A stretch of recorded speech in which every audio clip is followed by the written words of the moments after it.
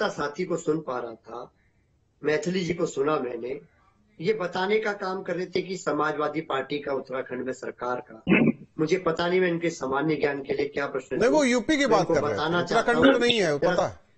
राजपूत जी बचाव मत करिए, मुझे बोलने मैं बता रहा हूँ ना। मैं इनका समाजवादी पार्टी ने सदैव इनका परिचय दिया है, चाहे वो उत्तराखंड। ठीक है, अब सुन लीजिए, वही बातों की बातचीत मत कीजिए, यहाँ पर जवाब दीजिए। जोशी जी, मैथिली जी, मैं आपके जवाब देने नहीं आया। जो आपने देश, जो हमारे नौनिहाल है, उनका भविष्य खराब करने की जो बात आपने कही है ना, आपने सब बोले, अरे क्या बोले पाले है ना आस्तीन के सांप, इन आस्तीन के। ये सर दुशांत जी, इसे बुलाइए, इन्हें बुलाइए, हमें मत बुलाया करें ऐसी बहस में। अपना टाइम में, जो हमारा टाइम में बोलेगा। मैं बताना चाहता हूँ इनको, देश को, देश दवाई खा के आज फिर नहीं आया ये है, दवाई चलता है, मानसिक बीमारी है। देश का जो नौनिहाल है वो क्या दवाई नहीं खाते हैं तो उत्तराखंड में सपा की सरकार रही, सपा की सरकार नहीं रही। भारतीय जनता पार्टी ने 2000 से जब से राज्य बना है, 23 साल 24 साल के शासन काल में 7 मुख्यमंत्री देने का काम वहां पर करा। मैं आपको बताना चाहता हूँ इस चैनल के माध्यम से, नित्यानंद स्वामी, भगत सिंह कोश्यारी, भुवन चंद खंडूरी, रमेश पोखरियाल, त्रिवेंद्र सिंह रावत, तीरथ सिंह रावत, पुष्कर सिंह धामी, 8 मुख्यमंत्री वाली सरकार, और आज भी जो सरकार चल रही है उसमें कांग्रेस भी तो है, कांग्रेस के मुख्यमंत्रियों का नाम लिया आपने। इस लॉ एंड ऑर्डर के लिए केवल अगर कोई जिम्मेदार है तो केवल पुष्कर सिंह धामी जी की सरकार है। और इनके जो पूर्व मंत्री जो मुख्यमंत्री रहे, उन्होंने यहाँ पर ऐसा बीज बोने का काम करा।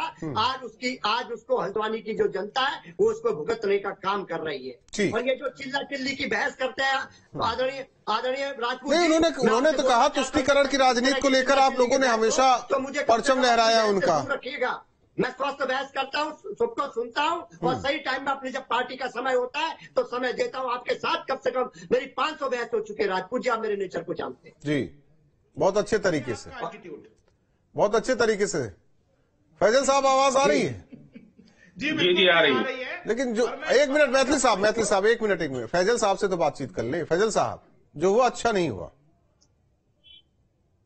देखिए, मैथिली जी की ना दवाई टाइम से खा के आते नहीं, डॉक्टर ना बनिए ना कंपाउंडर बनिए, अपनी बारी में अपनी बात कहिए। देखिए, वो मेरे भाई हैं, मैं उनको बार बार हर डिबेट में टोकता हूँ। फैजल साहब, आप दवाई खा के आया करो, नहीं तो आप उल्टा पुल्टा बोलते हो, सबको दिक्कत हो जाती है। उत्तराखंड में एको दिन सरकार नहीं रही सपा की। भुवन जोशी जी बोले अभी कि एक दिन भी सपा की सरकार नहीं।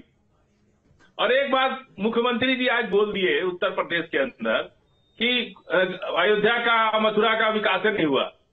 अरे भाई, नहीं हुआ तो सारे समय तो 20-25 साल तो आप ही लोग सरकार में रहे। कल्याण सिंह सरकार रहे, राजनाथ सिंह की सरकार रही, और मायावती जी के साथ गठबंधन करके तो 15-20 साल आप ही लोग सरकार में रहे।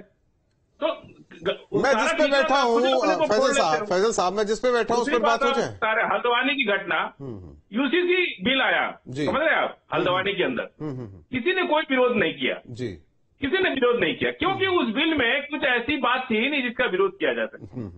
बहु विवाह की इजाजत है, और आपने जो है दे दिया, उसमें आदिवासियों को बाहर कर दिया, तो कोई विरोध का विषय ही नहीं। आगे चलेगा, अभी राष्ट्रपति जी के पास जाएगा।